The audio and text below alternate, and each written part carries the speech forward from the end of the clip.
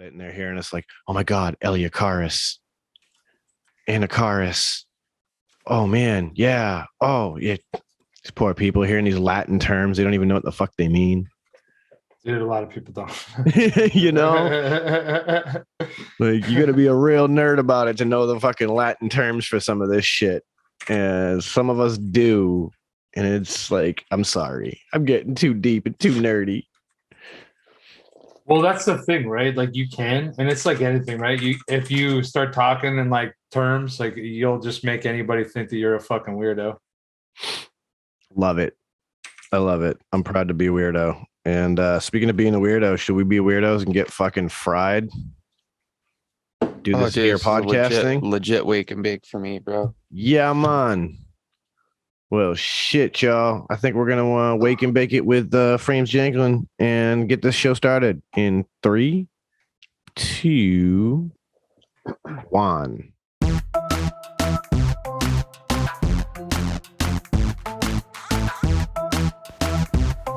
Yo, this is Shadowlink Vapor, and you're tuned in to the Shedtime podcast. Peace out, y'all. Welcome back. We are shooting live in Mexico. That's right, because we started the show in 3, 2, 1. That's right. Bad dad joke. Damn, sorry. God. Oh, we're in Tijuana? I thought we were in Cancun. Well, I mean, that's where I'll we take were either yesterday. at this point. That's where we were yesterday before San we Felipe, jumped on those maybe? mopeds, baby. We're on those scooters. We're fucking killing it. No, dude, we're in San Felipe riding fucking ATVs on the beach, bro. That's what we're doing.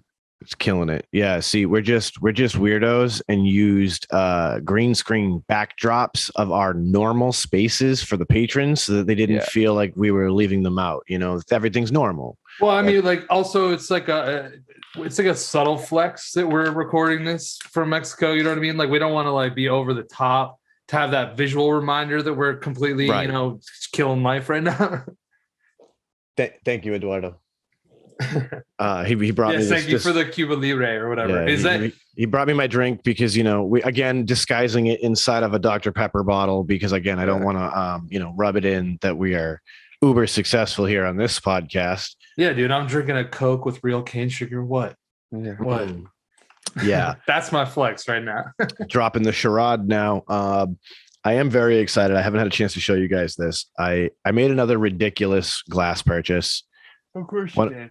One of those moments where, I didn't need it. I don't need any more glass ever at this point. Well, that's a fact for sure. But wants sometimes take over. It's one of those times where I saw it in my shop and went, wait a minute, that matches something I already own.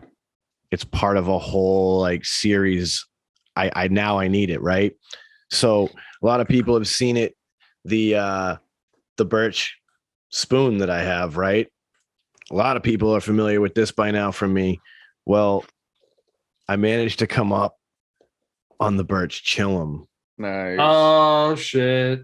This is a far more premium version of the series than that spoon. And it blew me away, guys, because like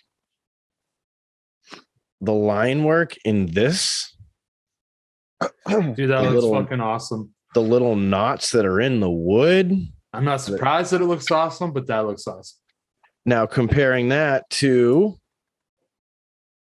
the line work in the spoon. Like, it's definitely more complex, but it doesn't really take away from that spoon, if that makes sense. I agree, but you can definitely see that it's like this is the slightly they're just cut from different trees, bro. Yeah, well, you know and that's like a twig. If that got bigger, maybe like the lines would be a little bit different, right? You know, it's just like but that's the thing. Like you can see, like if you get a tattoo and then you get jacked, your tattoo looks weird. When you see it in person, you actually see that like this is definitely a far more intricate one. It's also much newer, and you figure like I got that as a Christmas thing. The spoon is a Christmas thing, like 2 or so years ago. I think I've had it the entire time this podcast has been around. No, I feel like you have died. So, I mean, that was the beginning of the series, and this is a much newer one where the line work is so much tighter, so much cleaner. Another nice little feature I found. They put a resist, and it's never going to show on camera, but they put a little resist onto the glass before they sandblasted this, and the Witch Doctor logo, because the folks who make these make them exclusively for Witch Doctor glass. There's just a little logo of theirs in clear glass still, and it's just slightly raised so you feel it texturally, but you almost cannot see it to the naked eye until the light hits it just right. Very cool little piece of work from them. And yeah, very, very excited to have that to match with the spoon. It's super cool to like see collection kind of start to fill itself out and come together like that. So that got me amped. You know what, Sean? Here's the thing. Did you need it? Hell no. Does it look fucking badass? Yep. So I see exactly why you fucking picked that up, because I'm sure also it wasn't like a $300 piece that made it a little bit more simple to be like, all right, I'll copy. So here's the thing, though. Well, I will okay. say, all right, so, all right, not too far. I'll pull that back. I'll pull that back. it wasn't a $300 piece. Okay. However, when you look at this and you look at this, the spoon, which clearly is more pipe, more glass, was beyond half of the cost of the Chillum. So it was less than half? Or Correct. just over? So it was more than half the price. I paid $50 for the spoon. Oh, okay, fuck, no problem. So it was like under Right. 150? This was a $125 for its retail price. No problems, dude. This is a pipe that most people look at and we're like, man, I wouldn't even pay 50 for it. And I looked at it and was like, I know what that is. I understand its actual value. So I had to cop it. Actually, $125 for the work that's in this is I think beyond reasonable. It doesn't really, honestly, like to me, it doesn't really seem that unreasonable. Like I remember buying like shit ass fucking pipes like back in the day. In like the 90s, you'd spend like $80 on a fucking like Chinese kind of fucking made glass piece, and you'd be like, man, it was kind of expensive, but like it looks cool. So making or buying something that's like legit handmade, that's really quality and unique, it's to all me that American doesn't made. seem weird. That's another thing. It's all American made. It's an independent artist. And another cool thing about these guys, like if anybody's ever traveling out to Massachusetts and you find yourself in Salem, the witch city, you know, you're doing the whole Salem thing, that's where the Witch Doctor store is located.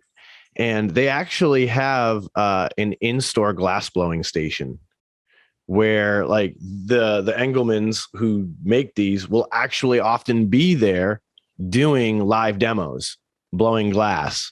So you can literally sit there and watch people work glass and turn them into cool shit like this. Yeah, dude. It's fucking dope. And then on top of that, it's also one of those places that's like got all the super heady glass. So like the shit you see in magazines that like trade shows, stuff like that, the like multi-$1,000 rigs and things like that. They've got a whole museum space filled with these from all these like super high-end award-winning artists, shit like that. And dude, to like take 15 or 20 minutes while you're there and just treat it as a museum gallery, you know, look at these glass display cases with these beautiful pieces of glass functioning art. Incredible place. Highly recommend it. Anybody ever has a chance to go to Witch Doctor Glass, go check it out. It's a destination for glass fans for sure. And even art fans in general. If you smoke weed and you appreciate the art of glass, you don't have to collect it like a psycho like I do, but you know, if you just appreciate the art of it, very cool destination to check out. I mean, like having one or two pieces is like something cool, right? Like I could see that. Like if I still smoked weed, yeah, I'd probably fucking grab one of those chillums because I think that it's cool. I always kind of liked the idea of pipes, but I never liked the size of them and shit. But like that is like no pun intended, but it's like a pretty like chill size. Like it's not bad, and like just the way that you actually smoke with it is like it's pretty cool to me. Like I honestly, dude, like when I don't even know if I'd ever seen one of those before you showed me it.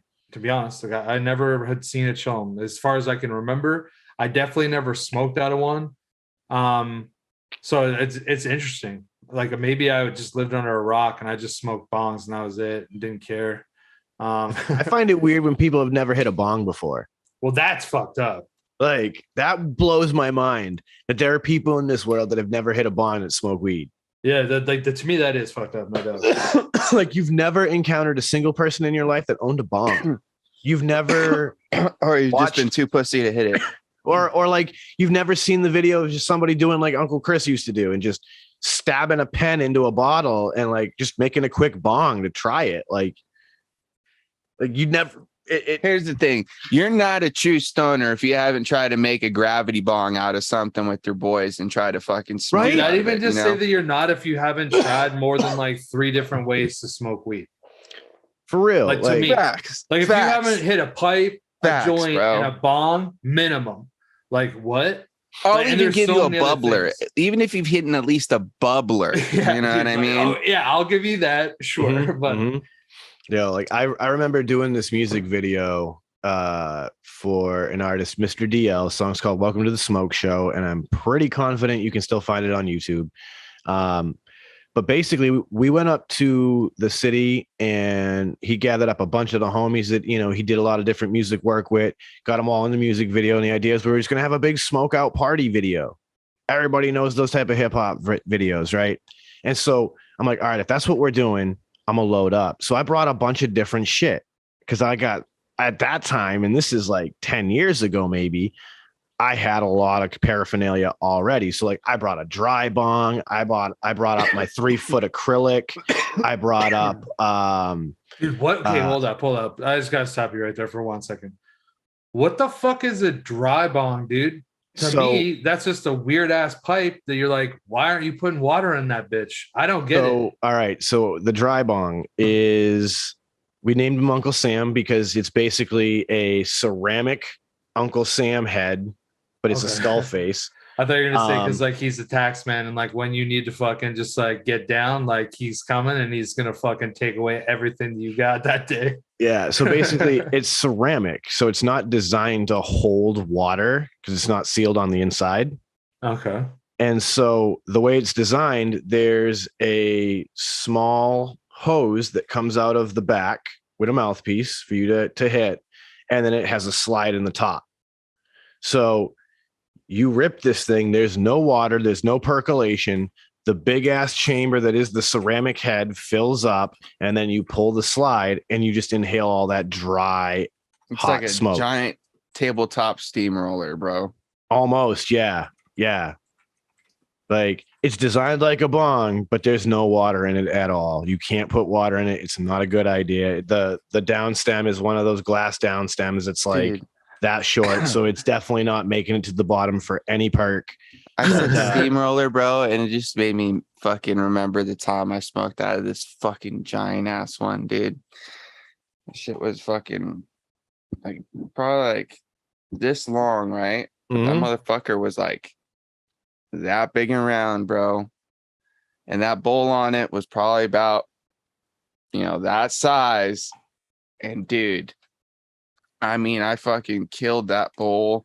That thing got so milked on the inside, dude. And it was probably the roughest hit I had taken. And I don't know how long, bro. I was dying because it was so hot and thick and just brutal, dude.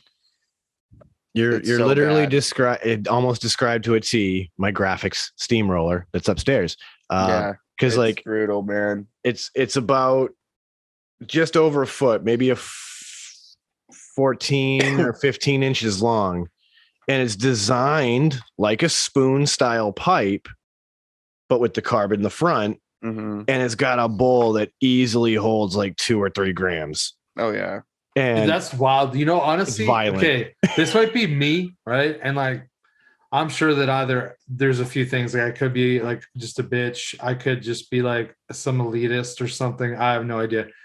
But I would never want to smoke from shit that could hold like more than like 0.3, 0.4 of a gram.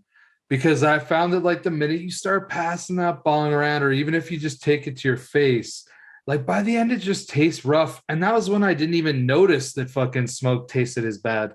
So like, I can only imagine now, like I'd be like, nah, I'm good. Like pack me a bowl that holds like a 0.3. I'll take it in like 2 nice hits and like, just be Dude, good. this is the thing, you know? bro. When I was smoking, I was never smoking for flavor, bro. Well, I would smoke to get fucked up, but like, I was just smoking to It's- get high. So yeah, but it like would if it got taste brewed, I was like, worse. damn, that was rough.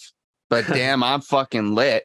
yeah, Well, it'd be shit, like, you don't yo, get You know off what I mean? until spicy's you I off, didn't homie. correlate those two together until I started doing concentrates and then realized that I can get that same flavor out of my flour that I do out of my concentrates if I vaporize them. And of course, hello, Dynavap.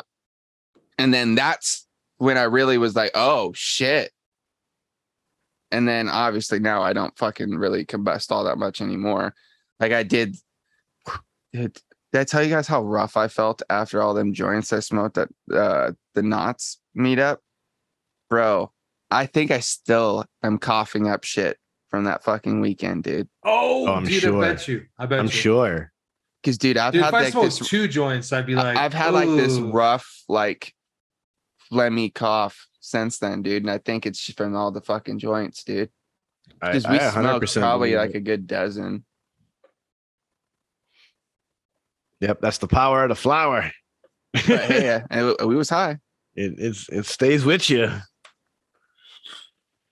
But yeah, dude, like when I used to like smoke a lot and I was doing that type of shit where I was smoking like 3-gram joints or fucking packing, 2-3-gram bowls or whatever. At that, we were just doing it because first off, we were dumb kids and we didn't fucking care. We were just trying to get as fucking stoned as we could. Second, we had a lot of shit a lot of the time because either, we were growing it or, we were, hooking people up, if you know what I mean. So we always had it. So like it wasn't a thing for us to just, throw a couple grams at the table and be like, hey, roll this up, pack this up or whatever. Because, we had, a good ounce or two just chilling. So it was like, it wasn't a big thing. So we just smoke copious amounts just to smoke copious amounts just because we could. There's definitely like that line though, right? Because like the 2, but then 3, we'd get broke. The 2 to 3 grammars, they're not too bad. Like they still taste all right towards the end. But when you start doing the dumb shit, like I remember we rolled a 1/4 ounce into a blunt one time. Halfway through that blunt, that thing was the most disgusting smoke. We had to stop because and it just so fucking take the weed out. resonated and just dude. Like we Dude, had I to would smoke always the be rest of that the weed guy in that would, pipes. like, ooh. I would smoke the joint for like the first half, and then I just tap out on the joint and grab a bong. Because after the first half, like a big joint, it would not be enjoyable for me. I would get fucked up, sure, but I would feel so rough. I'd rather just like smoke like 2 fat bongs after like the first half of a big joint, and then just chill. Right. So I That's had like a my customer that used to smoke blunts through a bong. Oh, dude, my buddy used to roll joints and smoke it through a bong all the time. Yeah, this dude was explaining to me the shit that he did, and it was like the weirdest thing because basically he would get like a Fronto leaf and he'd roll up a couple grams and just big enough to be able to plug the downstem because he wouldn't use an actual bowl in it.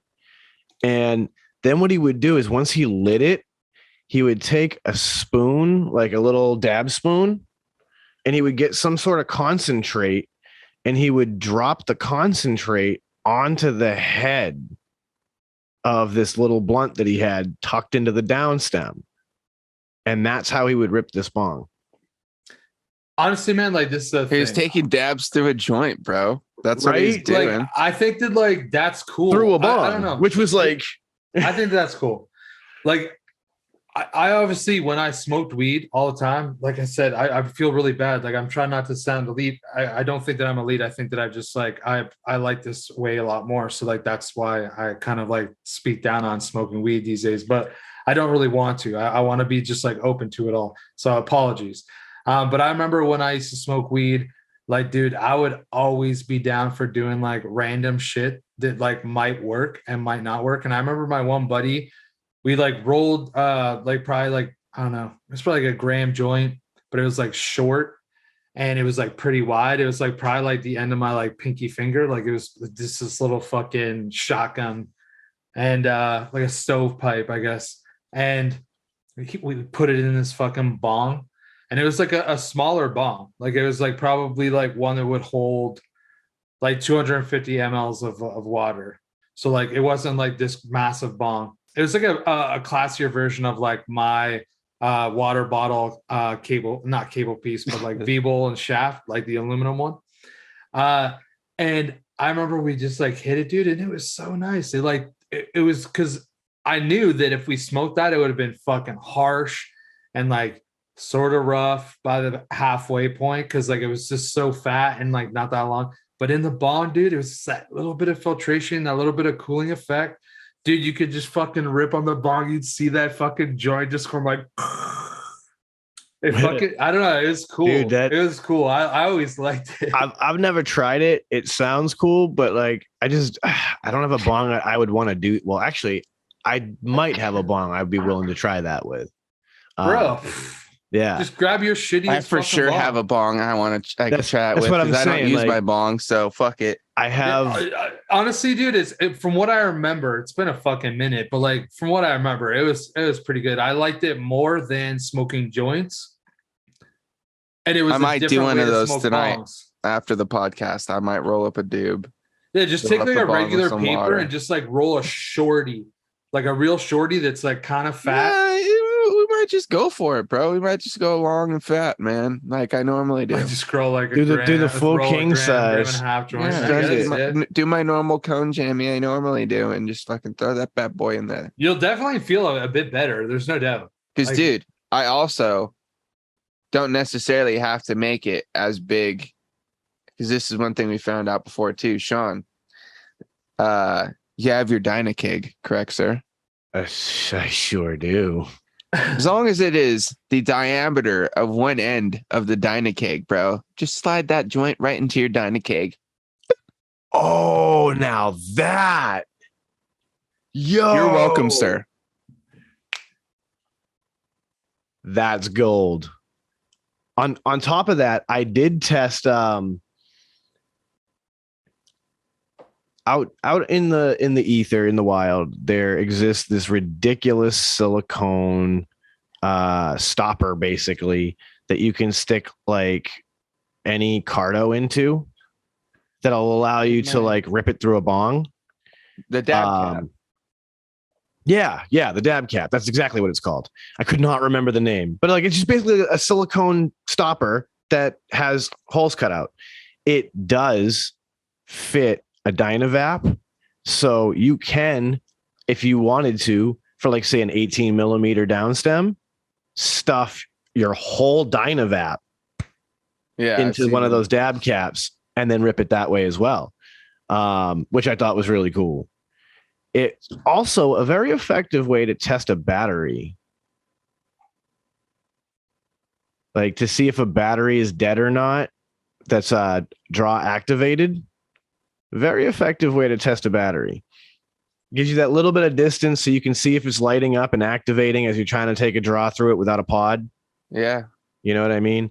I actually keep one in my work bag now just for that very reason. So if I have a customer who has a potentially faulty cartridge, we can see without actually activating the cartridge if the battery's fucked up.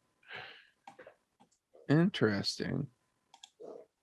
And it's, hygienic because I'm only putting my mouth on the silicone. I'm not putting it on their device. And it's the age of COVID and monkeypox and who knows whatever fucking airborne and saliva borne diseases are going to fucking happen.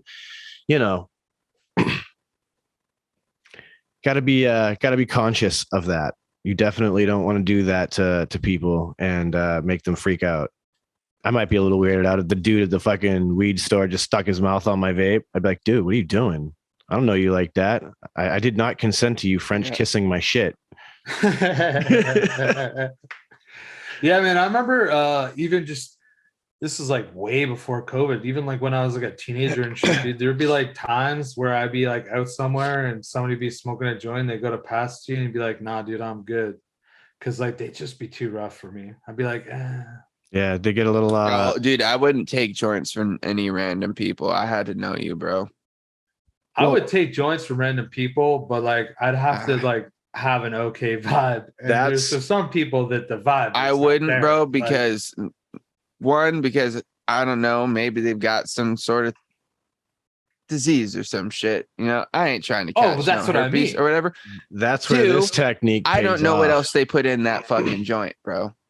I was never worried about that. I think I that I, like, was smoked because coke a few I was times very, because of that. very skeptical on any other drug growing up as a kid. Weed is the only thing that even I still don't consider it necessarily a drug, but weed's the only thing I've done, man. I've never done any cocaine. I've never done heroin. I've never done fucking ecstasy. Nothing. Acid mushrooms, none of it. Nothing. So I was always super on edge, like when I was with like random people offering me things because, hey, maybe they like cocaine or fucking they want to put a little something extra in their fucking joints. And I'm not down for it, bro.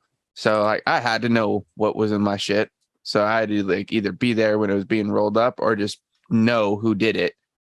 So I felt comfortable enough to do it. I know this.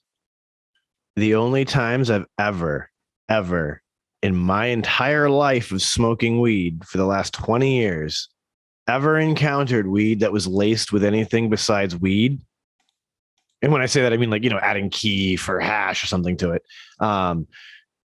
The people were at least honest about it first. They were like, yo, this is weed mixed with opium. And I was like, hey, I'm going to try weed laced with opium because it's weed. And let me tell you something about weed laced with opium. That's a nice high. No, thank you. But it's an interesting flavor because like opium has this like very floral flavor to it. And so if you think about like hazes, how they have this almost floral flavor to them, it's very similar to that. But the high for some people is like Junior Baker level, the giggles, goofy. And for some, it's just like super sedate. Like I just ripped crazy indica. It depends on how that opium hits your body. Yeah, no, thank you, man. Yeah, it only happened for me a couple of times in my life. I'm not condoning that anybody try it. I'm saying I've done it and I turned out okay. Obviously, I got really high. But let's be honest, right? What is opium? It's the precursor to heroin. So I don't recommend it. I don't recommend it.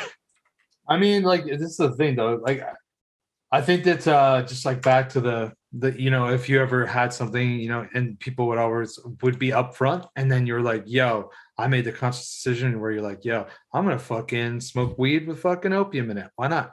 Like I remember the first couple of times that I fucking smoked. I can't even remember. There's like a special term for it, and like I'm gonna say the wrong one, so I'm just not gonna say the term. But for when you put cocaine in a joint, and like the first few times that it happened, like I didn't even know. I think that I've only like knowingly smoked a joint with coke in it like twice in my lifetime. But like the other times it was just like I was like, yo, this tastes fucking terrible. They'd be like, oh, so maybe it was like a sticky joint. I can't remember. And I was like, yo, like that would have been cool if you had told me that there was fucking coke in there. Like I wouldn't have smoked it. Like, Yeah. Yeah. But these are people that I knew, but not the greatest. It was like probably in the first month of being at university was the first time that happened to me. I was just always super skeptical, man. Always. But it was also because I was super scared of anything else because like my heart history and shit, I was just too scared to like touch anything else. You know what I mean? I always would think my heart would explode.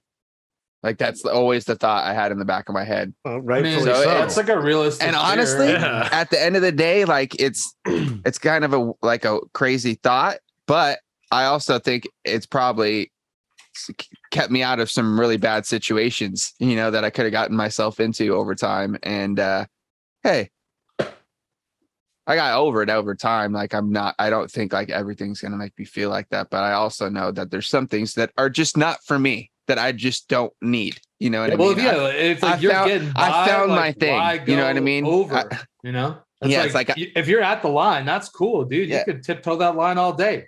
Yeah, it's like I found the thing now. You know, I'm good. Like maybe now if I see something, I might want to, dabble in like I've thought about maybe dabbling in a little psychedelics, at some point, just to see what it's about, because I've heard a lot of people talk about it. I've actually done a little bit of research into it. It's the same as I did before I really got into weed as heavy as I did. I looked into shit, man. Same thing as I did with vaping. You know what I mean? I did research. You know what I mean? I wanted to know what I was getting myself into. Something I learned as I got older is not to necessarily just jump into shit. You know what I mean? And, maybe look into it a little bit, see what pros and cons there are, and then if there's enough pros that outweigh the cons, give it a shot, check it out, see what it's about. Well, I mean, you've already got places in California who, like, within city limits are legalizing the possession of psilocybin mushrooms and shit. So, well, shit, Oregon's only a state away too, where they're like fully working on that future psilocybin and all that shit. Yeah, that future may be very close. And I mean, as somebody who has used it quite a bit now at this point in my life, I do think it is something that should be safely accessible in a non-criminal manner to people who do want to use them. Yeah, I agree. Everybody should use them. I was just about to say that, Sean. I don't think everybody's prepared for what it's going to do to them. I think it should be available to those that want to experience what they have to offer. But at the same time, like anything, there are those people that maybe should not try it because of, maybe some underlying issues. Maybe. Are you talking about mushrooms? Mm-hmm. Yeah, I was just talking about psychedelics in general. It's just like anything, period. Even like for cannabis, like you got to take your own pace. You got to find your own limits. You got to do all that shit. You can't just go at it hard and fucking smoke like a 4-gram joint to your face, or take a fucking 1-gram dab the first time you ever fucking try smoking weed or getting high. So it's like the same thing for me. Like, that's what I would always suggest to people. It's like, if it's something that you be interested in trying, you got to like find your dose. And by finding your dose is not overdoing it the first try, right? I think that's what a lot of people kind of get lost in. And it makes sense, because most people don't try those things by themselves. And they might try it with somebody else that doesn't really think about it. And like, they do it all the time, or they've done it multiple times. And I was like, yo, I know that I can handle like 3 grams of shrooms. I'm not going to be like, yo, James, let's split a quarter. I'd be like, yo, James, eat like 1 gram, and I'll eat my 3 grams, and we'll probably be just as fucked, and it'll be great. Don't try to eat 3 grams, like that. Yeah. People need friends like that, but there's not always friends like that. You know what I mean? Like, dude, there's friends. Some people will be like, oh, just eat a half quarter, bro. No problem. Eat the whole fucking thing, bud. You're going to go for the best ride of your life. And then all of a sudden you're tucked into the corner thinking the world's going to end for the next half an hour. And your buddy's sitting there fucking having a good old time. It's like wondering what happened when you're 10 years old that like made you make all these terrible decisions in your life going forward. You're just sitting there. You're just sitting there dealing with all this trauma from your fucking childhood that like you haven't dealt with. Well, that's the thing about mushrooms, right? Is that each one is its own life form. So, when you talk about eating the gram versus eating, the 3.5 grams or what have you, right? When you eat the gram, you're probably just eating like maybe a cap and a stem, and you're eating 1 mushroom, basically. Cool. So you're going to get the effects of that 1 mushroom. And so however strong that particular mushroom is will dictate part of your experience. When you're eating that 3 grams or more, well, now you're dancing with the whole group, the whole crop.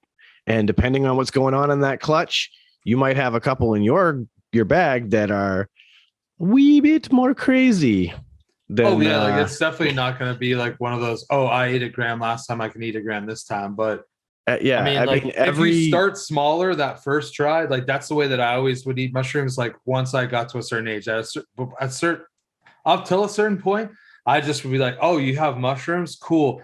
I wouldn't even ask what they were. I'd be like, how much are they? I'd buy them. I'd eat whatever I bought. Like I wasn't like I'm gonna buy like a half quarter, eat like a gram, and then I'll be like, okay, it's good. I can eat another gram like at another time or like a gram and a half or whatever. I would just fucking eat the half quarter. Like this is what I would do. And then I got to a point where I was like, yo, I'm starting to have like more rough trips. I need to like have a fucking calculation. So then I would get one and I'd eat a gram, see what happened. And then like that would be like my test trial run. And then if I had still like 2.5 grams left, and I was like, yo, that was fucking pretty good. I'm gonna fucking eat 2.5 grams, then I'd have that option. Or if I was like, yo, I was fucking ripped off that 1 gram, that's like 2 more doses that I still have. So that's good.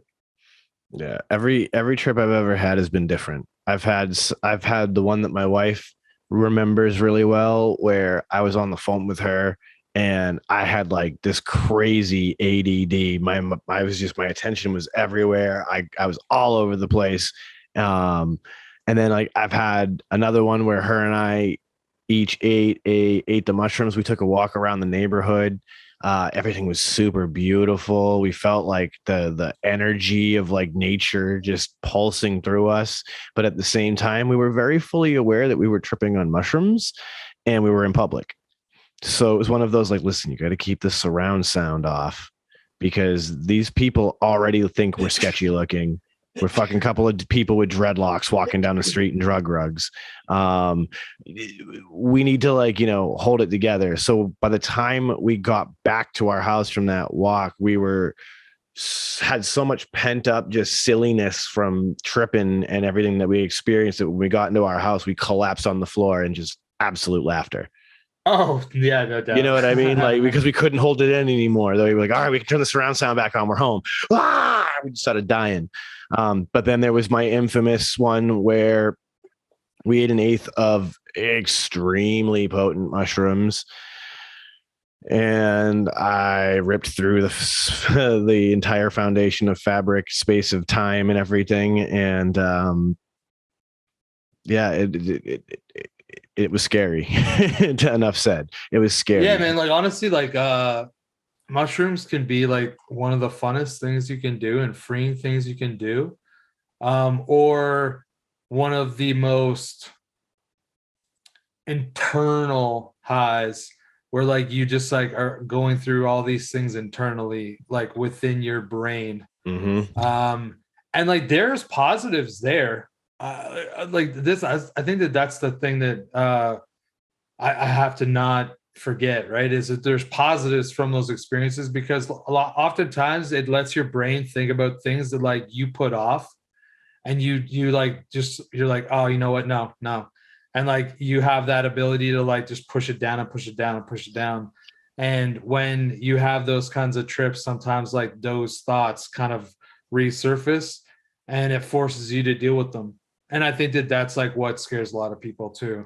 Well, because if you're like trying to forget things or trying to move off of things or like get past things, and you do that by suppressing them, when that like faucet's open and you can't fucking find anything that'll turn it off, you're forced to deal with it, right? Like, yeah. So it can be healthy. It can be healthy, and like, or it can go like dark for a bit. You know what I mean? I appreciate that. I would never say that's the trip I'd want, but I try to take the positives from those trips too. Well, that's why you're seeing it being used more and more now in a mental health clinical situation where in some cases they are giving a patient a dose like that, where they kind of already know that it's going to put them in those places, and they're helping to lead them through it as, a clinical guide in order to reach the resolutions within the self on those repressed issues. But even more when you think about it from like getting deeper than just like a mushroom, right? You have the people who do like ayahuasca journeys, and they'll go out into like the rainforest DMT trips and do that shit, right? The inevitable goal of going through those kind of programs is what they refer to as ego death. And so the idea is that the ego is this me, I concept within your self-awareness. And the point of that ego death is to reach the point where it's no longer I, me, but us, we. Because through that you come to this beautiful French. See, no, but Us, we. answer that in Spanish. That was great. Anyway, it gets you to this point where you start to feel an interconnectedness with everything around you. And I think anybody who's ever done, psychedelics at one point or another has had that experience where like you do start to feel like you understand that everything is a part of a greater energetic field or something that we're all connected to. And maybe that's what people call God. I don't know. But this like feeling of interconnectivity to all life around you suddenly blooms. And that's what a lot of those people who are going on those spirit quests through these psychedelics are searching for, is a permanent state of that. And I mean, I think that's a beautiful thing. I would love to sit back stoned and fantasize for, a night about what a world of people who have experienced that new way of thinking would be like. But I think that's dude, honestly, okay, so I might reach out to a friend of mine, and he's like went to South America, and like he's like been on one of those like retreats where like they do like ayahuasca.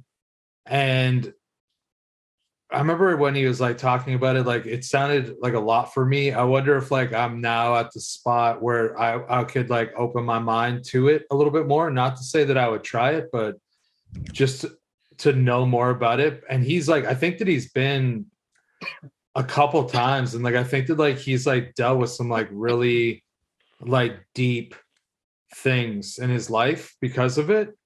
So like I think it might be interesting. I might see if he'd be willing to come on. I don't know if he would be. It's not like necessarily like a huge public speaker or whatever, but I would love it if he would, because I'd love to hear it personally and get his perspectives. I know my wife, she had a friend that she grew up with who was on what was the name of the show? Was it Kentucky Ayahuasca? I think it was like a show on maybe Viceland or something at one point, but she was actually participating in this person who here in the US has the only license to practice ayahuasca shamanism.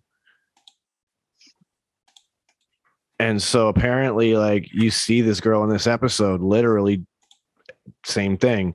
She has to go and deal with some like hard repressed shit. But at the end, she came out completely free of the baggage. And yeah, and like I think that's like a lot of what I feel like he would say. I really do, because I want to say that that's the kind of shit that he was talking about, like when he came back. So okay, you know what? I'll text him. Like he's that kind of a friend. Like I've known him for 20 plus years. I've known him his whole life, but like we've been friends for over 20 years. I mean, in a similar vein, like of psychedelics as a therapeutic, there's this other movement of ketamine.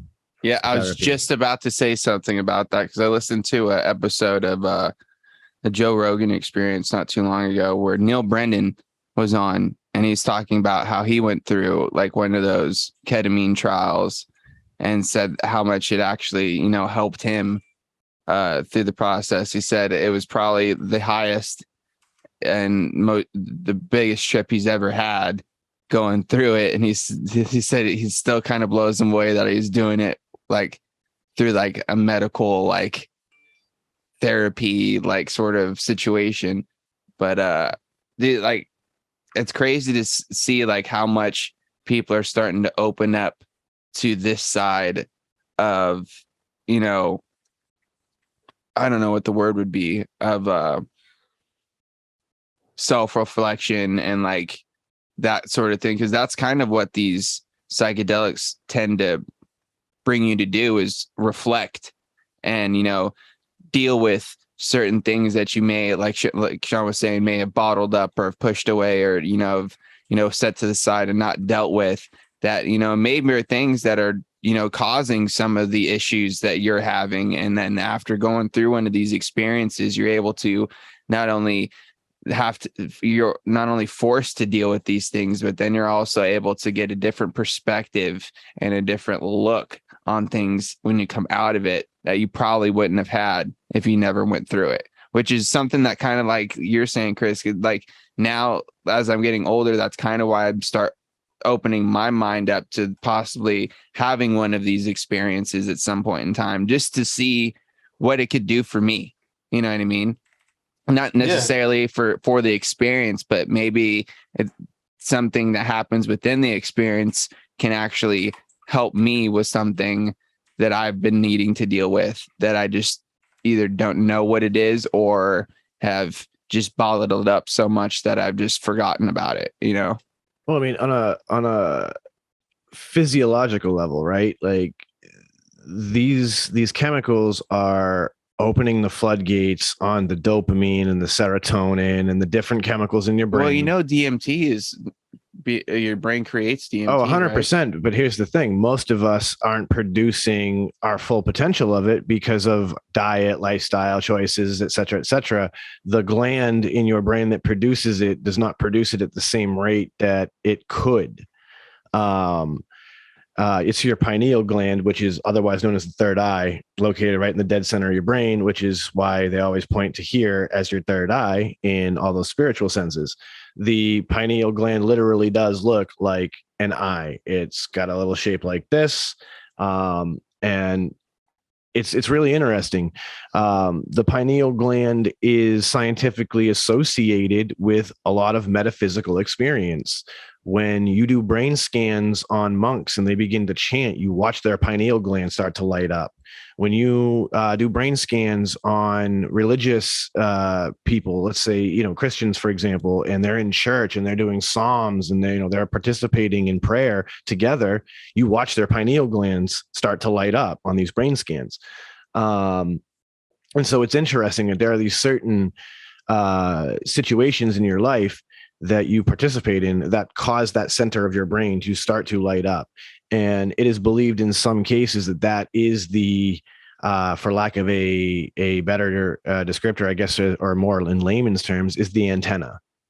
That is the receiver and antenna of the brain that is broadcasting and receiving what we think, what we desire, all of these things. And now we're getting a little bit more metaphysical at that level, but it's the easiest way I can explain that concept in a layman's terms. And so when you start doing the psychedelics and it starts really activating those centers of your brain, now you begin to have those experiences where you start to feel this interconnectivity.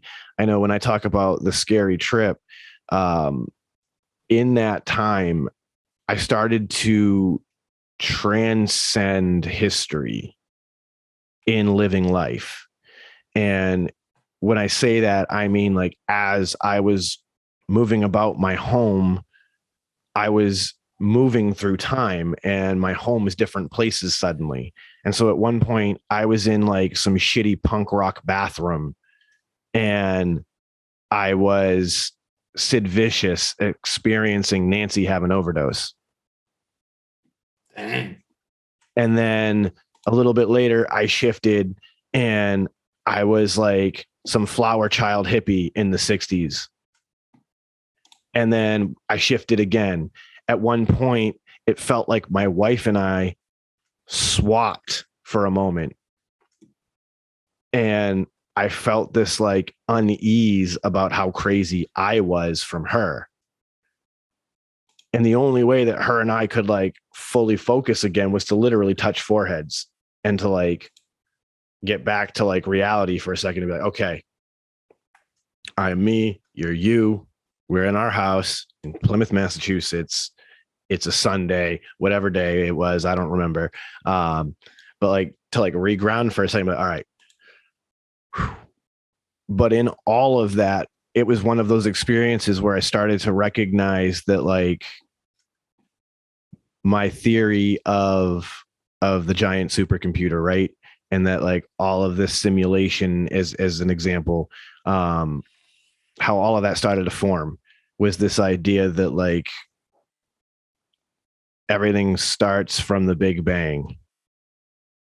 There's nothingness, and then this energy projects itself out into the world. Those particles of the Big Bang make up every single living and non-living thing on this entire planet. And it is somehow an interconnectivity through that energy from that Big Bang that connects every living soul on this planet to everything else on this planet.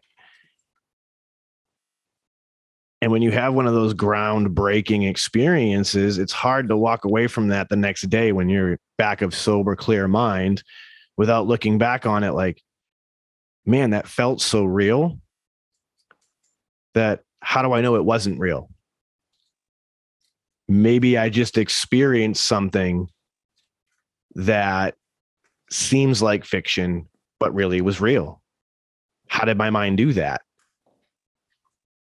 That's been like the whole fucking talk recently about, you know, the whole aspect of, because dude, psychedelics go back way back in history, bro. Like if you look, dude, like fucking Vikings were eating shrooms. The whole Salem witch trials, bro. You want to know what that was from? It was like from a mold that was developing in the wheat that they were eating that caused psychedelic type effects. So these dudes were tripping, causing them to think people are fucking witches and shit. And then as soon as that shit disappeared from the food supply, so did the talk of witches. Crazy, right? You go back even so all further. These motherfuckers were just tripping balls, bro. And they like thought like it's crazy. Hang dude. them witches, burn them at the stake. But not in the even deserts, that, they were eating peyote.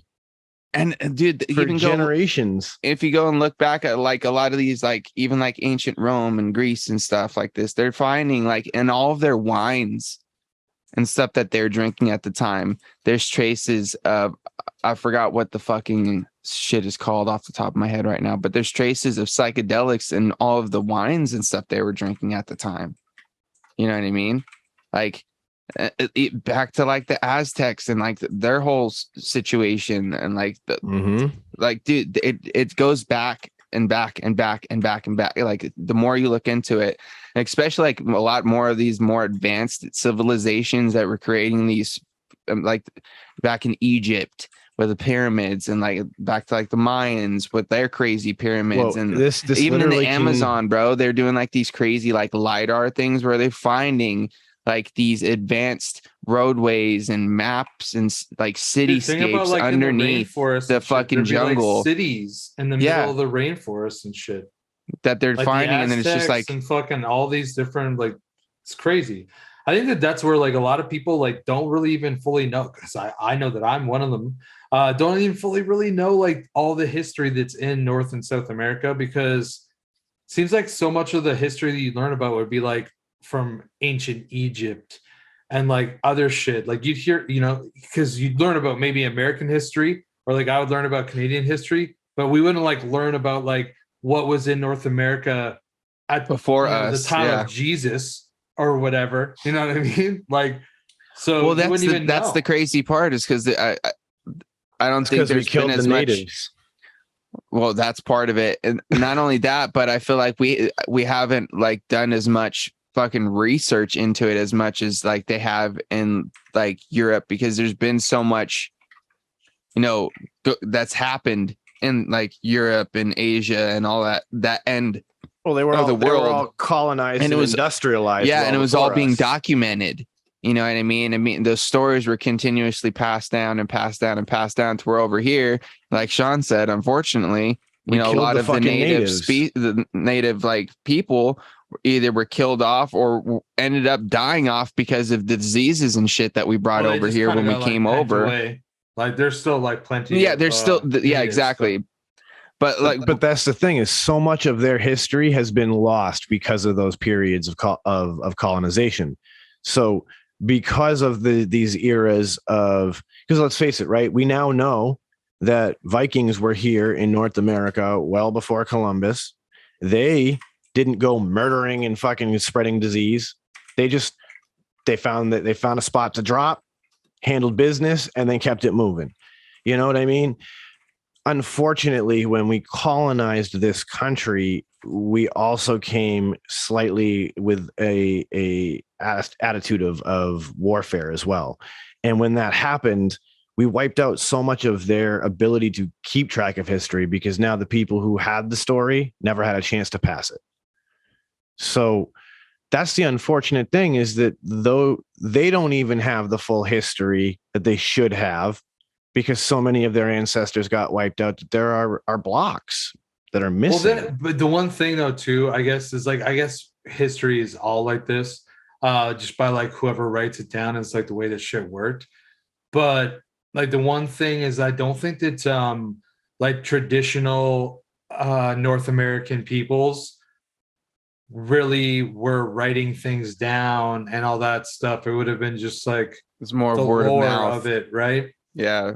And I'm not saying that like that there's no, you know, that's filled with inaccuracies, but like it's kind of filled with inaccuracies. You know what I mean? Oh, absolutely. It's all embellished. It'd be interesting to know. I'm sure that there definitely are still people that, you know, take all those things very seriously. And like, I've seen it on television, and like, there's a lot of like First Nation stuff on the news. Like they definitely covered here. And especially over the last few years with like all the fucking stories about, you know, the fucking schools, the reserve schools where, you know, they were killing fucking kids. It's fucking wild as fuck, the Catholic Church. But anyways, with all that, like, it's kind of always been around. And I've learned through time, and like we would do some things in school, but not much. But it's like definitely interesting to know that there still are people that live like the simple way, or whatever, the traditional way of life. I think that one day, I think it would be cool to like go somewhere for a week, just fucking experience it. You know what I mean? Like, I don't necessarily have to do like the killing part, but like all the spiritual part, or like the day-to-day life of like, you know, I don't even know the right word, but the native people, whatever, First Nations people, like, would be interesting. It'd be fucking interesting, because I know that they fuck with fucking drugs too, to like help things along. Mm-hmm. So like they understand like the positives of all things in nature. And that's the thing, man. There's not a fucking nation of people alive in this entire world, and over however long it's been around, that have not dabbled with some sort of mind-altering substance. If you say they haven't, you're a fucking liar. No, you're 100% right. I mean, it's just the way it is. It's in human nature, man. It's there, bro. It's hey, I ate this berry. Hey, it felt funny. Wow, I liked how it felt funny. I'm going to eat that berry again and see if it happens again. It did. Hey, we can eat these funny berries and it feels good. Well, just like, there's this theory. I don't know a lot about it. A lot of this is just things that I've heard. So don't quote me on any of this stuff, guys. I'm just bringing it up because it's interesting conversation. But have you guys heard about this whole stoned ape theory? Oh, 100%. You were already leading us into it as you were going back through all these different, you know, but that's it. Like, you caught me, Sean. It's the idea. It's the whole idea that some ape probably ate like a magic mushroom of some kind or something, had like its own weird animal breakthrough. And that's probably why they discovered the next stage of evolution. Well, yeah, it's like, well, because like at the end of the day, you got to think of it. What jump started that advance in like intellectual knowledge in evolution, if that's what you believe in? You know what I mean? Like, what there had to have been something that they had either done, experienced, seen, something that caused them to be like, whoa. You know what I mean? And jump started that evolutionary, you know, development. And when you think about it, after all the experience, because I've listened to a lot of different people on different, podcasts and, things that I've, documentaries that I've watched, and they all kind of talk about how it's like this really enlightening experience where you like get to see things in a different point of view and may like open your mind to like a new way of thinking. And like, yeah, dude, that kind of fucking makes sense. Like, when you think about it, I'm not saying that I 100% believe like this is exactly what happened. I'm just saying sounds plausible. Well, you know what I mean? So here's the thing, right? When you look at the evolutionary chart of man, right, there's always the quote missing link. And ancient alien theorists like to be like, oh, that's your alien intervention. Well, what if that's the point of stoned ape, where this Neanderthal man eats this hallucinogenic psychedelic substance, and what suddenly if it's this, bro?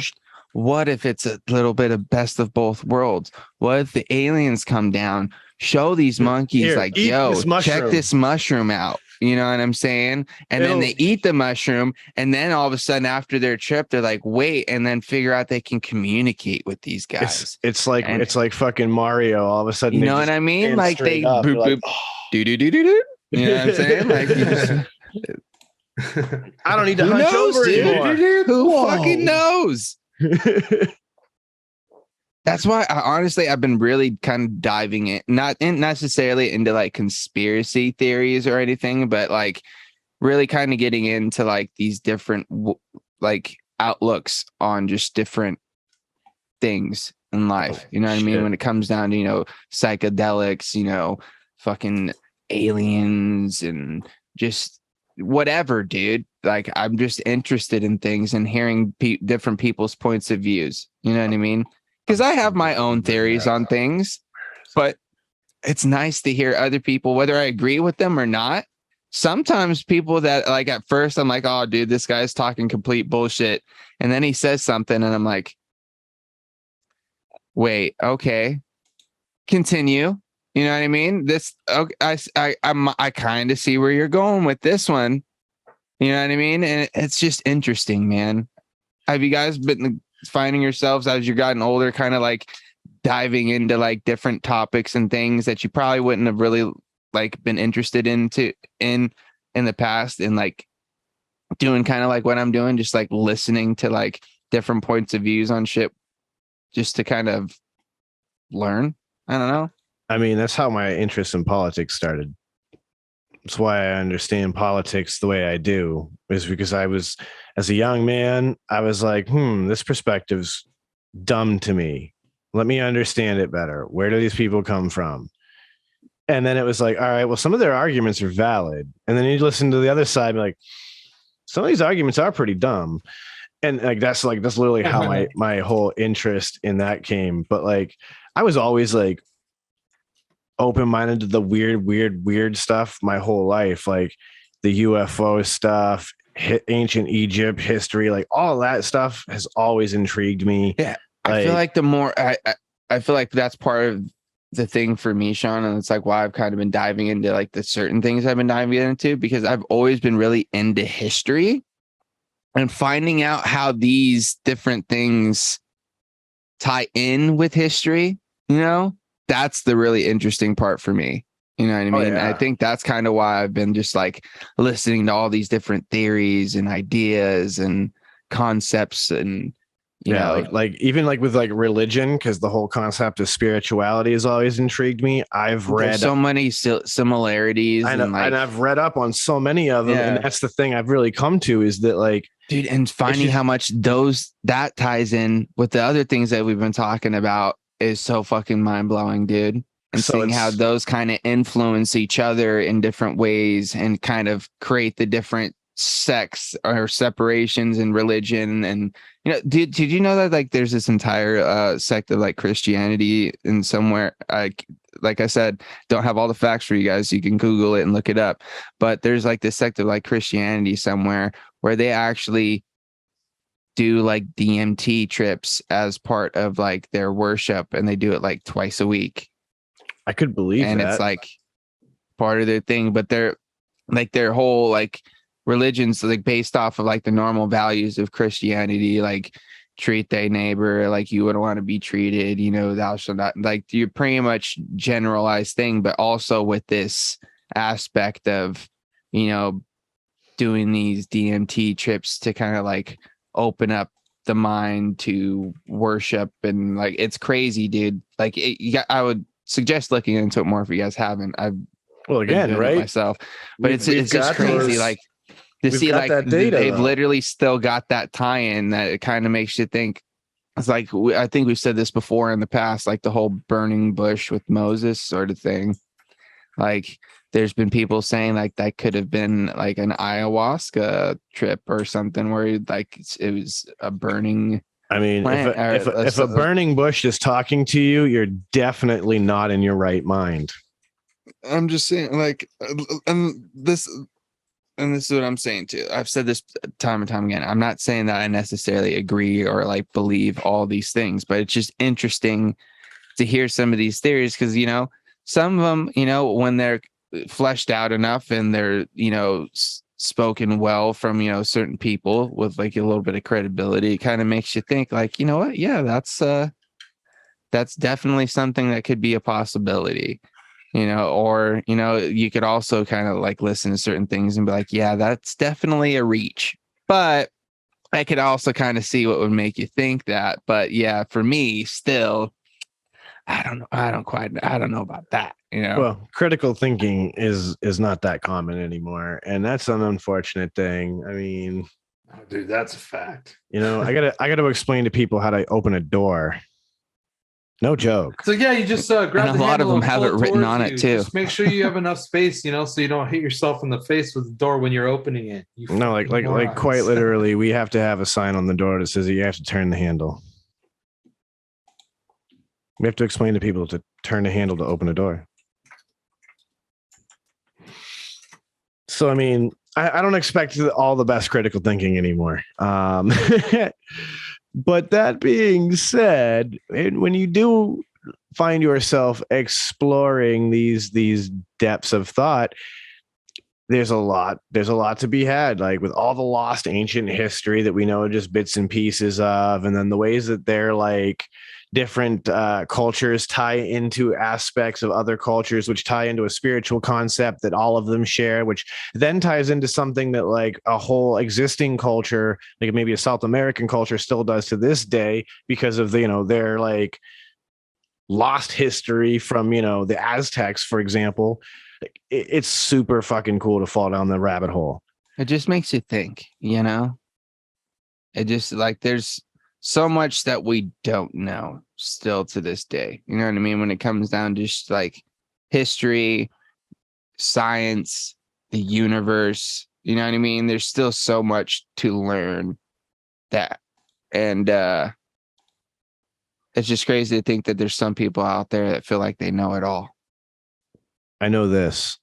In the vein of like weird, possibly real, maybe conspiracy, can't really be proven or disproven stuff. I stumbled upon a story of a guy who I think it was back in the 90s called Dab for this. Art Bell's Coast to Coast.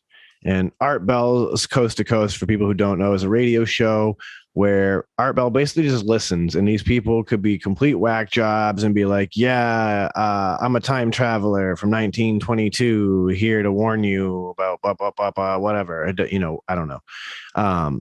Anyhow, one night he encounters a caller who says that he has invented a working time machine, that he tested it out on a small scale, and it was successful at actually moving a small screw through his laboratory.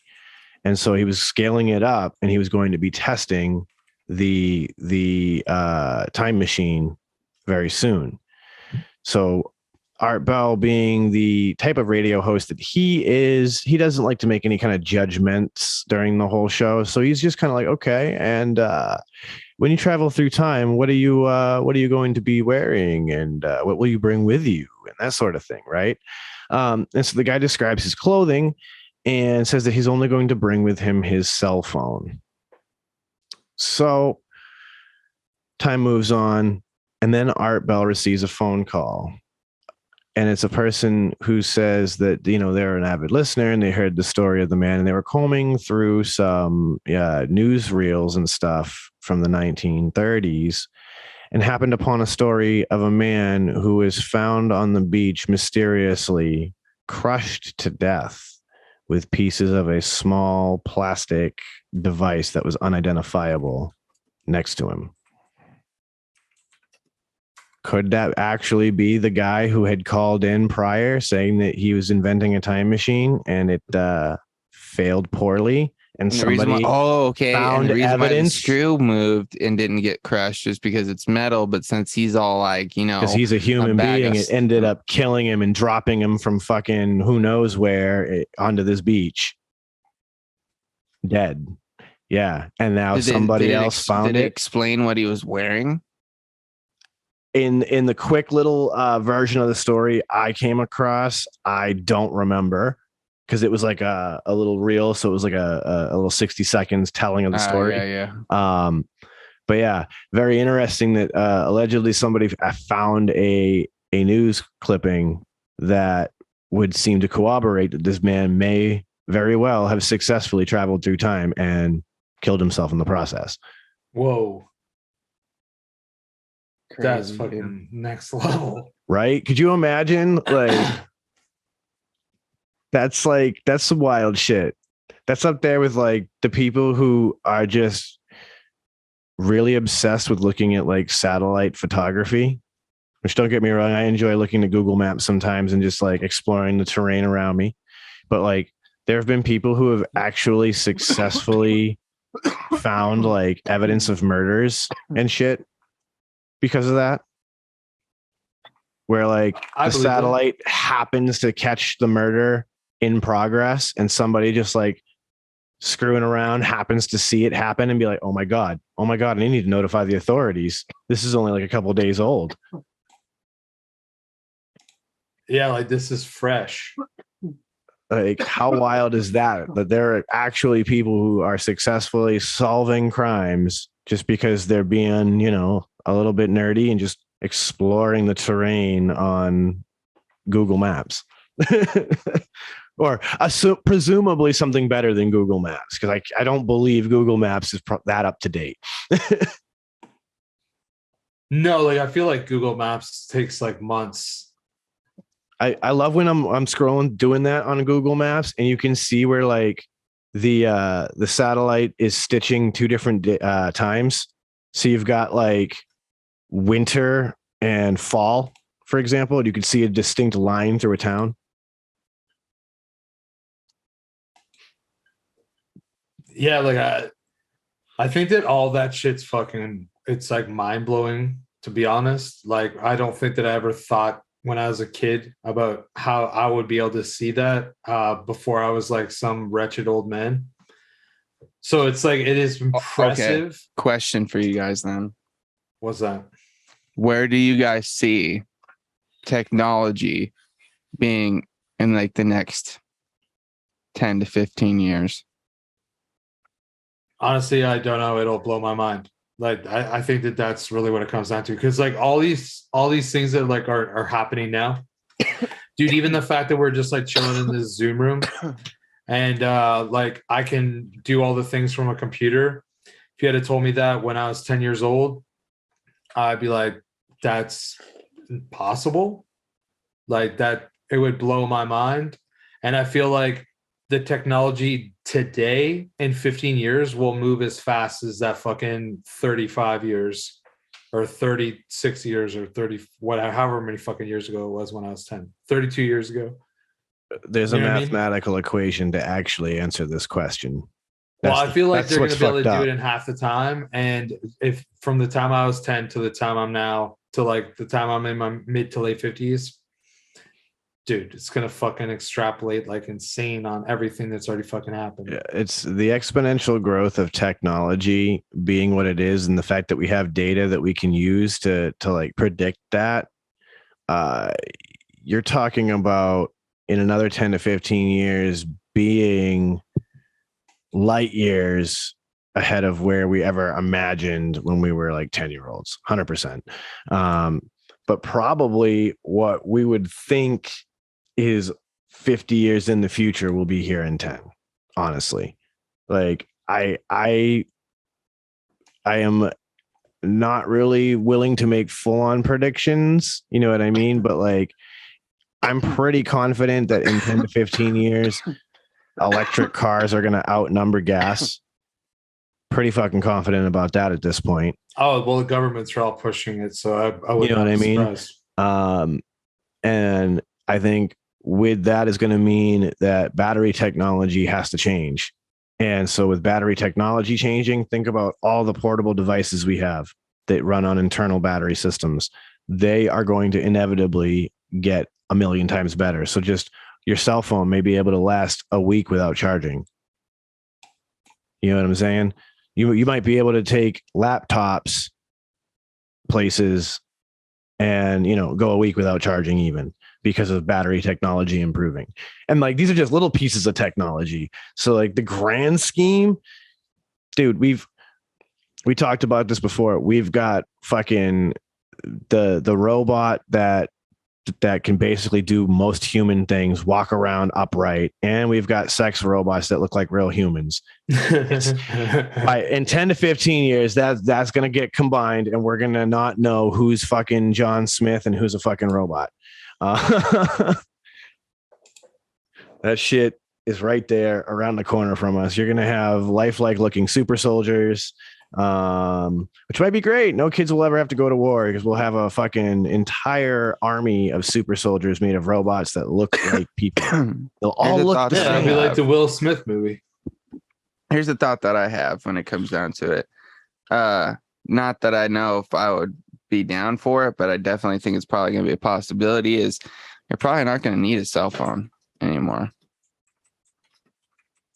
Because Now, do you think that you'll just like be able to like talk and like by pressing a part of your ear to complete a connection to someone, and you could be like, bro, I "Hey think Siri," because "Hey, man." there's already like talks about it. Elon's got his thoughts on it, and he's calling it Neuralink, where you're literally going to be able to connect to people and be able to talk to people without even having to say anything. Like me and you could be like sitting next to each other, fucking on a bus, and I wouldn't even have to open my mouth to say, "Yo, Chris, what's up?"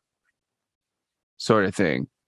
Do enough DMT and you won't need Neuralink. You'll just be able to do it because you'll be like, yeah.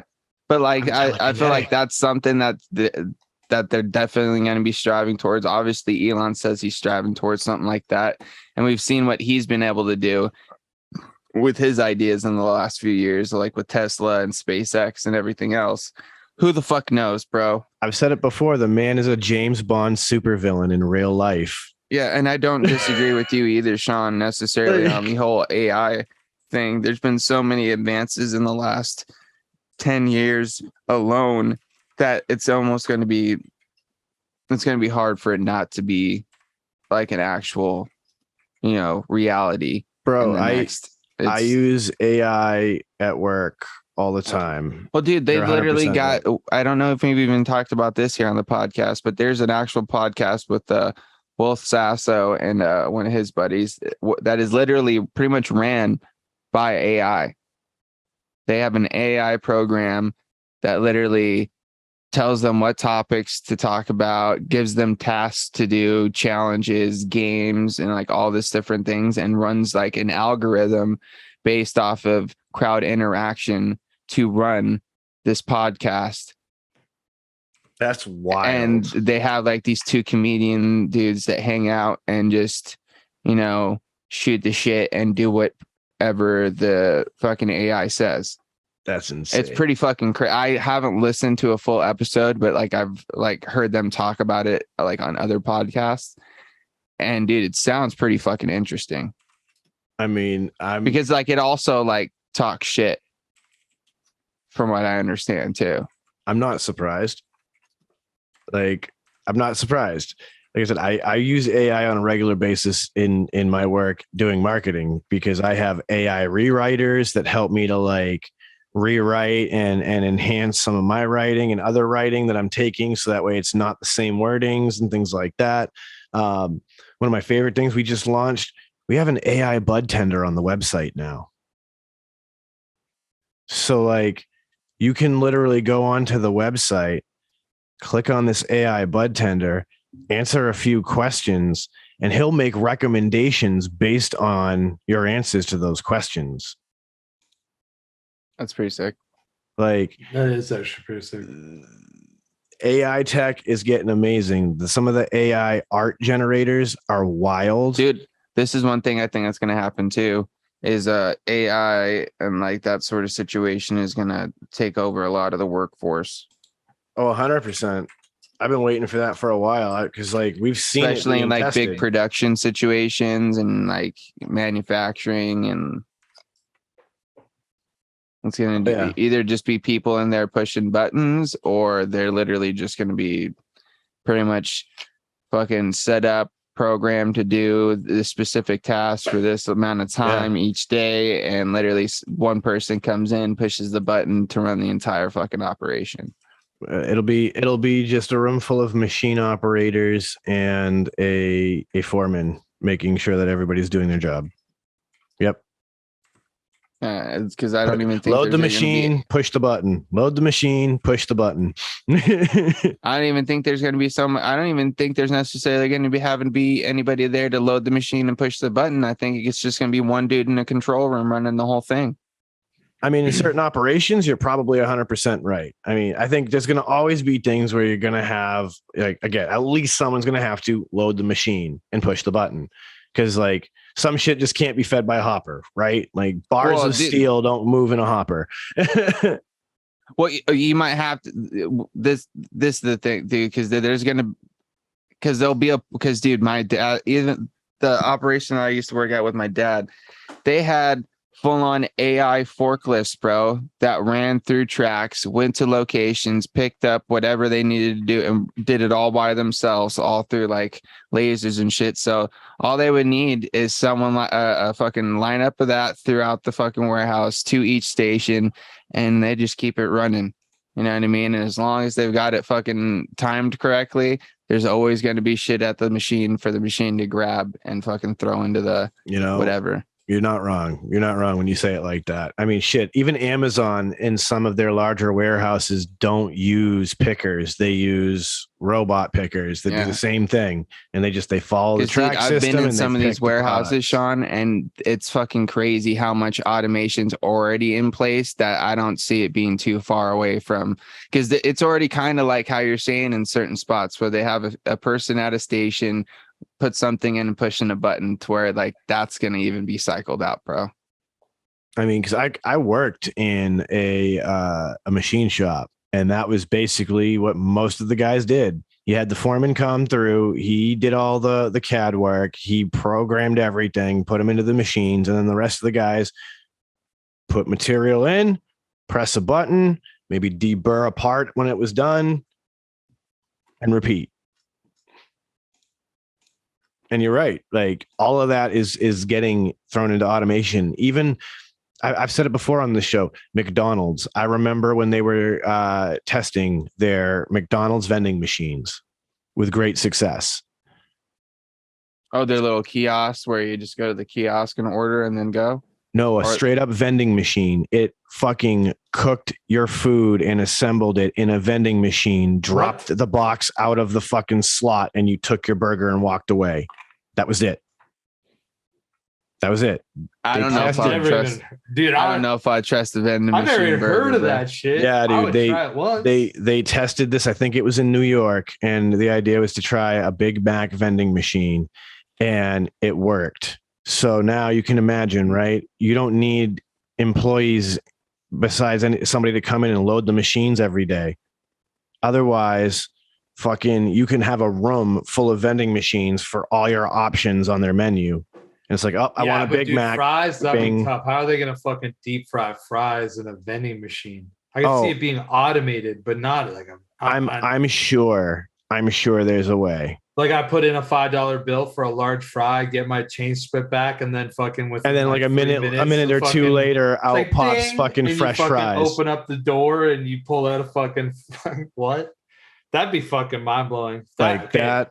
That's the kind of future that like will blow my mind. So, like, I mean, in all fairness, I say it all the time, right? Like a chain, a franchise like that's only as good as, you know, the people working there, right? So at least that creates consistency. The McDonald's burger in a Shanghai McDonald's vending machine will be exactly the same as the one in Texas. You know what I'm saying? So like, there's definitely going to be consistency. There's no liberties getting taken by the machine. Unlike, you know, staff is like, I'm going to fuck this guy. I'm going to overload it with mac sauce, or I'm going to cheat this guy on the mac sauce, or I'm going to fucking douse this thing in lettuce and give him like no cheat. Like, you'll never have to worry about that. It'll always be a perfect burger every time. So like, that's cool. I mean, I've seen it in pizza, fully automated pizza maker. Okay. I've never seen that like in a vending location, but I've seen like restaurants that have like everything's basically automated. All they do is like, they just like take out of the freezer and they like plop down the dough, or like they hand stretch the dough and then just like set on a thing, and it'll like put the sauce on, splash some shit on it, and then it fucking goes onto a conveyor belt into the fucking pizza oven. But I honestly thought that it was like a gimmick homemade kind of shit. No, like it's scaled up to the point now that like that is a full-on thing that's happening more and more, where places are just producing that. And you're right, like it's not going to be a vending machine per se. It's going to be a thing where like a person's going to take the pizza and hand it to you, but that won't be long before that changes. You won't need the person to hand it to you soon either. Like, it's crazy, man. Cars, right? We won't need to drive cars pretty soon. Self-driving technology keeps getting better and better. Dude, I still don't trust that, bro. Unless all of them are doing it. No, well, that's the thing. That to me ruins it. I love driving. I love the fucking feeling that you get from driving. I love everything about driving. So like dude, I don't even want to drive a fucking automatic. Now you're telling me that like I won't even get to fucking drive the car. Like I'm so far out on that. Like I really hope that that's never like a mandatory thing in my life. No, you know what's going to happen? You're going to have to pay to drive. You're going to have to like, I already have to pay to drive. No, I mean like a go-kart situation. You're going to have to pay to like get into a real car and drive it on like a special track. That's probably how that world will turn. I know. I feel the same way. I'm like, ugh. And not even because I'm like a huge fan of driving, but I'm like, I want to drive my way. And in a world like that, you're basically talking about trains. They only go as fast as the system lets you. Yeah, man. You know? I understand, you know, it's probably the safer option. Ultimately, there's a lot of bad drivers out there. There's a lot of people that like they let their emotions get carried away, and like that's how a lot of things happen, or people are careless, and if everything was automated, you know, there obviously be like less deaths, I feel. But like I'm pretty responsible, and like I enjoy driving, and I'm very much in that space. I'm not checking out or tuning out or whatever. So like I feel like because of that, it's gonna fucking hurt me. But I understand the benefits for society. Like I get that part. It's just that doesn't work for me, you know? Well, maybe you'll be an early adopter to the hover cars and you'll be able to fly while everybody's stuck in their little. Dude, is it going to come in a manual? Because that's the only way I'm going to be an early adopter, I mean, bro. I don't know. Do they have automatic planes yet? Because although to be fair, you're right. Probably not. Let's be real, right? Dude, they don't even have fucking manual electric cars. The Jetsons pushed the fucking button and it just went whoop, and then they went forward, back, left, and right. So there's probably not going to be any gears.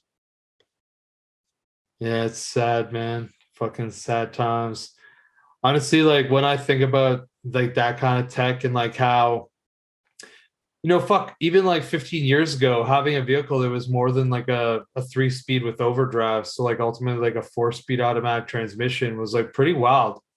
Now there's like, 9 fucking 8 speeds and like pickup trucks that are automatic, and so many, almost every car comes with at least a 6-speed. And you're just like, yo, like this is fucking wild. Like even manual cars, man. I remember when I first started drive, like I don't even really remember anything that was 6-speed. And then like by the late 90s, shit that was 6-speed was like high-end shit. Dude, my 2013 Cruise RS has fucking 6-speed manual, and like I still fucking get giddy when I look down at the gear shifter and it says 1, 2, 3, 4, 5, 6 reverse. I'm like, yeah, 6 gears, let's go. Oh my God. Yo, that's the crazy thing, right? Is like, again, technology, that transmission technology has come a long way. I mean, it's like, Oh, for sure. the fact that like some of these automatics are still using a clutch system that would be in a manual, but they're doing it through computer automation is crazy to me. But it's a real thing. Like there's no stick shift, but you can shift it in their little slap shift because you don't get a clutch pedal now. The computer says, nope, your tack is not where it's supposed to be. I won't let you shift. Oh, your tack's where it can be, where we can shift here. We'll do it now. Like, yeah, like the computer. Just like my the car's a computer aspect of 2004 cars, and it bro. did that, and it was high end at the time. Now that's like a standard feature in tons of cars. Oh, Yeah, dude, that's but like flat seat shift warmers, automatic. bro. Seat know? warmers. I remember that was like you jump into a car with seat warmers. It was like a fucking Benz or a fucking like Beamer Yeah. or some shit. Now it's Now, standard bro, package in Once a again, fucking Civic. 2013, my fucking Cruise came with them, like from Yeah. the factory. It was like that trim level. It was like, yeah, you get fucking heated leather seats. Let's Base go. model Civics get heated seats now. Now you're high end if you have cooled. dude, I'm so glad I don't have leather seats. Right? Like, dude. Oh no, you could have them, James, but you just need those fucking AC seats, bro. Yeah, dude. Those cooled Keep them seats. fucking, Bro, everything in your leather nether seats regions out nice here and are cool. bad, dude. Listen. leather I seats are like I a don't live leather where you couch. live, and they're bad here, so I can only imagine. Well, it's like anything, right? If you sit on leather and it's hot, if you're in somebody's house and they don't have air conditioning, you're on leather, it gets hot, right? And you get like kind of like sweaty because you just have nowhere for your heat to escape, I guess. So leather seats in our car are the same, like really. Cloth seats don't burn you. Leather seats will physically burn bare skin. Well, that's why you get fucking dark as fuck tints, homies. I have 15 all around. Let's go. Shit's fucking dark. I'm pretty sure that's just asking for the cops to pull you over. It's illegal, 100%. Not gonna lie, but I don't live in a place that's high crime. So if they see a car with dark tint at the right time of day, they're like, "Yo, this is worth 3 hours of paperwork. Let's go." bro, see, like here's the deal. I like whenever I have the opportunity, I got those windows down. Like the front 2 windows, I kind of treat my car like a coupe. I barely ever open the back windows at all, but I'll like put down both front windows and I'll just fucking put them right down, crank the tunes. That is like my perfect driving Yeah, my windows situation. are up and the AC's on, bro. It's too fucking hot out here for that shit. Nah, man. Once you're moving, I'm good. Like, See, I honestly like never use air conditioning. I got like the 100 460 degrees AC, so that's I gotta do like Chris, 4 windows down, 60 miles an hour. That's how I cool my car. Oh, I Dude, have I got- AC. I got windows up like an ice box in that bitch, dude. I wish my blower motor still worked, but you know what? When you I have got a new from car just so it had 2004, AC, so I didn't have to roll with the windows down, Chris. I've done that for too many years and died, bro. So now I don't have to. So them windows stay up, son. Yeah, no, I get it. Everybody's got their own vibe, right? Everybody's got their own preference. Dude, I rocked so many cars without AC for so long, dude, and it's brutal out here during the summer, man. See, I just need an electrician to help me. It's not only is it hot outside, but like you're getting into a car that's hot as fucking balls on the inside too. So it's like, dude, that's the worst. Like, all right, I'm whether sure you got you tinted relate. windows or not, sometimes the tint makes it worse. You get into that car for your half-hour break. You're like, yeah, I'm gonna go out there, vape my face off, have my lunch. Dude, some you're days sweating the more AC in the car can't than you were. even cool that car in the half hour you're on break. Dude, it's mine rough. can, bro. I'll tell you that. My shit will get ice cold in my 10-minute break, son. That's how good my AC is, dude. Damn. I go out to Yo. my car every break during the right now because it's hot as shit. So I go sit in my car, fucking crank the AC, clouding that shit up. I open the door. It looks like a cloud Cheech of and Chong vapor. episode. Yeah. Don't worry, guys. It ain't no weed. It's just some vapors. I You're save that for when I get home. It smells like cotton candy. It can't be weed. Like, motherfucker, Yeah. I don't vape cotton It candy. smells like mangoes. Why is it that Brains every must be over person here. who doesn't vape That thinks that your strawberry? vape smells like cotton candy? Is that vanilla? I swear to God, every person I know who doesn't vape, they smell a vape around me like it smells like cotton candy. If it's like fruit, yeah, for sure. Dude, I've had lots of people say to me, just because, like, obviously, I'm vaping clusters a lot. They'll be like, "Yo, is that fucking pudding?" So, like, I'm always like, "Oh, actually, you're kind of close. Like, kudos to you." yeah, dude. Like I can literally be vaping. Like, it's actually strawberry custard, but like, I mean, hey, Like, I can pudding? literally be vaping vanilla custard, and motherfuckers be like, "Is that cotton candy? Like, is your nose broken? You should at least smell some vanilla." You guys want to know something that, like, I feel bad about, but like at the same time, it's really not that bad in the grand scheme of things because of the way that it tastes, dude. So through this fucking RDA, right? I've been vaping this for like 2 weeks. Like my whole trip down, I was like rocking it. While I was down, like in PEI, I was fucking rocking it. Everything, right? And I vaped through like 150 mils on these same wicks, boys. Brutal. Yeah, but here, you know what? Look. Can you see that? They're not terrible, but those coils look like they've could use a little help. Yeah, it needs some Yeah, love. like It's ready. See, that's the thing, Chris. I want to talk. We're gonna talk about this real quick because I've been guilty of doing this lately myself, bro. I did this like 2 weeks, like last week, but like for 2 weeks, and eventually I was like, all right, I got to do something about this because I kept looking down my drip tip, and the cotton didn't look terrible, bro. The cotton was like cool, but my coils were looking pretty. They were getting yeah, there, like bro. there's gonna be some buildup on these. Yeah. I'm not. Yeah, I'm not there was doubting definitely a that. little, and I was like, dude, I gotta do it, bro. I just Getting gotta a do little it. chunky. But dude, like that's like 2 bottles of like apricot cornbread pudding back to back, and then like half a bottle, maybe even a little bit more, and half a bottle of lemon custard, and on those same wicks, dude. Yeah, mine was just one full bottle of mango. Yeah, I that'd be believe that. worse. I bet you that was guaranteed worse than what mine look like right now. Like I guarantee that. I believe that. I believe that. My wicks weren't terrible, but my coils were pretty bad. Hot. The hot wicks were sweetener. definitely like at the end though. Like, but I'm saying like they weren't like black, but they were. Dude, honestly, I was kind of upset with myself. But dude, I've just been so like scatterbrained the past few weeks, dude. I haven't really been thinking about shit. I've been very lacking on my my vape upkeep as of late.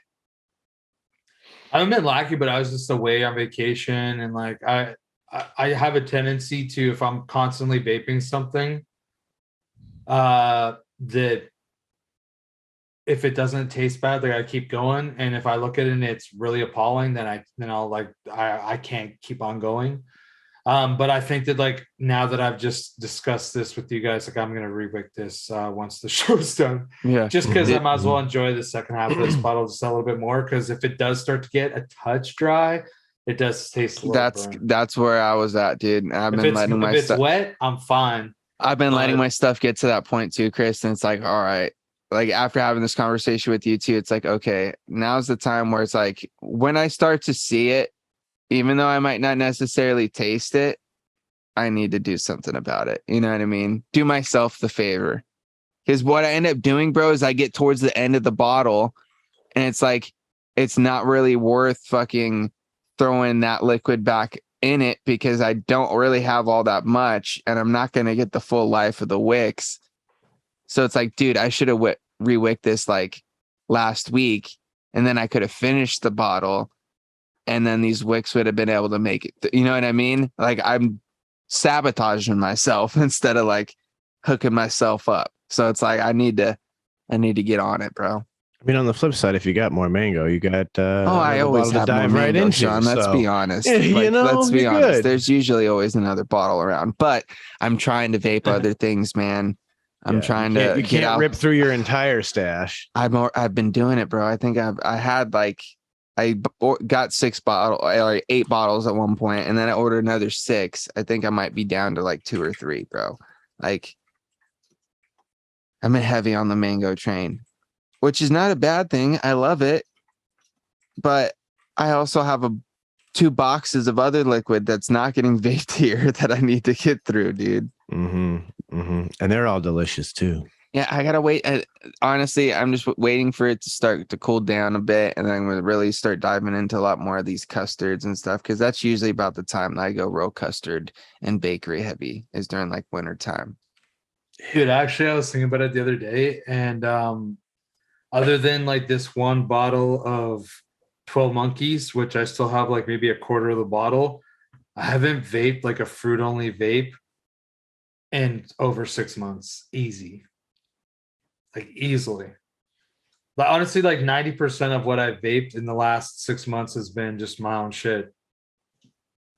Like other stuff that I mixed up from mixing it up, or like on Tim's Saturday show, or just grabbing bottles from the stockroom for myself. Well, you know, when you make good liquid, who can blame you? No, like I think that's Dude. like one of those things that for me, it's just like it is a bonus that I trust, enjoy like all my flavors. So it's pretty if I nice. made my own liquid, bro, and I had like a stock of it, I'd be vaping it, bro. 100%. There's no doubt. Like, because for me, dude, honestly, like if I can't give myself something, it's like, why buy it when I know I have things that I enjoy and vape here already, that, you know. Yeah. Or dude, honestly, like if I find that I'm having a craving for something, instead of buying it, I'll just try making something, and then that'll normally cure that craving. If I had that ability, I would do that too, 100%. So yeah, why not? Always got to get that good flavor. And We're still waiting for them fruits, though. Yeah, but True. Speaking of good flavor, it's been a great flavorful episode. We are at the end of our time, and Gina is giving me the wrap it up sign, so you know what that means. We're gonna send it around the room. Yes, and you know what that means. Uncle Chris, tell him what it is. All right. Well, thanks everybody for tuning in. I'll try to be quick. Feel free to go over to shedtimepodcast.com, check us out, do a little bit of reading, spend a little bit of time there, check out all of our sponsors, show them some love, just like they love us, basically. Well, they show us love at the very least. Whether or not they love us, I'm not really sure. So feel free to do that. Of course, you can check out links that are on there for our, socials. You can also check out our Patreon. Of course, there's a nice coupon code for my website through our Patreon. So if you've been really trying to get at some of that, let's just say that if you sign up for Patreon, I think that it's like the $5 or more, you will probably pay for a couple months at minimum, depending on what you order. If you order a decent amount, you'll probably end up paying for 3 or 4 months worth of Patreon. So feel free to check that out. Of course, my website is UncleChrisTestingGrounds.com, and use the coupon code Shedtime. For everybody else, just for any of the listeners out there. And you can check me out on Tuesday nights on YouTube on Mixing It Up, KVTV's YouTube channel. This week, we're actually putting the finishings on this interesting thing that we did, where we decided that we were going to take 20 flavors and put them into a draft. And then we drafted 5 flavors each. And whatever we ended up with, we had to create a recipe from. So I actually have a little bit of homework. I have to get that ready for Tuesday. I might cheat a little bit, which normally I would not condone at all. But with a little bit extra on the line, as in this is a competition, I feel like I at least have to put a little bit more effort in to kick their ass. Love all my panel members, but I'm going to come out victorious. Just throwing that out there. And you can check me and Sean and James, or Sean, James, and I, on Frameshenko Vapors YouTube channel at 8 o'clock Eastern Standard Time for the Green Room on Friday nights. Frameshenko Vapor, go subscribe to that. And I think that's everything for me. So what I will say is live your best life. James, take it away.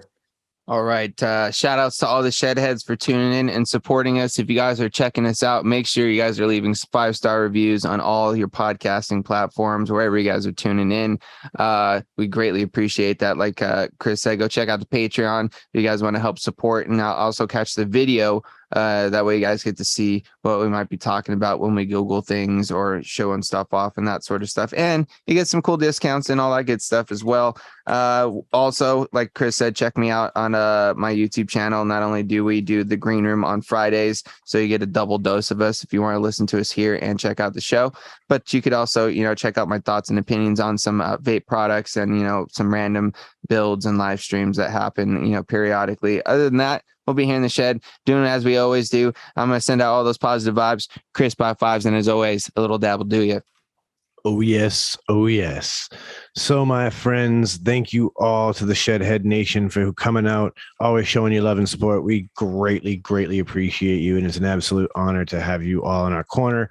And I'm going to bring it to a close like I always do and remind you, don't let the bastards get you down. Be cool. Don't be a dick. And whatever it is that you do, try to make it fun. It's the Shedtime Podcast, and we're going to roll on up and roll on out.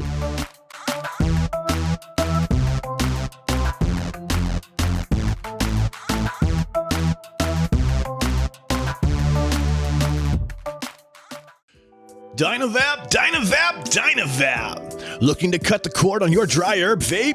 Dynavap. Trying to get the best taste from your herb? Dynavap. Ready to take your sesh to the next level? Then meet Dynavap, the best way to vape your flower or concentrate. Concentrates? That's right, your flower or hash can be vaped using Dynavap. Check out Dynavap.com to learn more. That's Dynavap.com. Lose the ash? Dynavap. What's going on, Shedheads? It's your boy, Frames Janklin. Are you looking to step up your match game or have a raw copper, brass, or stainless mod or RDA that you're absolutely tired of polishing? Then you need to go and hit up my man Ashton of Palmer's Powders. He does some absolutely amazing powder coating work. He offers many different colors and finishes at an absolutely killer price. This man is taking powder coating to a whole new level, and he can make your setup an absolute masterpiece. You can go follow him over on Instagram at Palmer's Powders, and you can go check out pricing on his website, palmerspowders.com. That's palmerspowders.com. And as always, let's just vape on, Shedheads. I want you to think of your favorite rebuildable right now. Yeah, okay, so you have a layer cake in your hand, and now you're about... Oh, sorry, yeah, that's not everyone's favorite. That's just mine. So think of your favorite rebuildable atomizer. Think about how good of a vape it produces for you. Now, take that and amplify it. And the way that you amplify that is you put in some Breezestone coils. Breezestone coils are handcrafted in Adelaide, Australia. They're made from some of the finest quality wire that you can get. I believe it's Wire Buddha.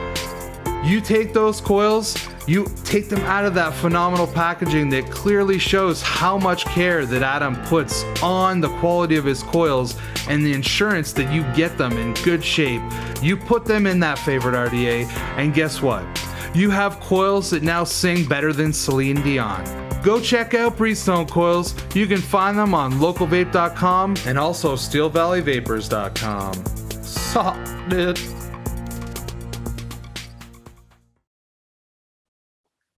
And then power bomb the world, brother.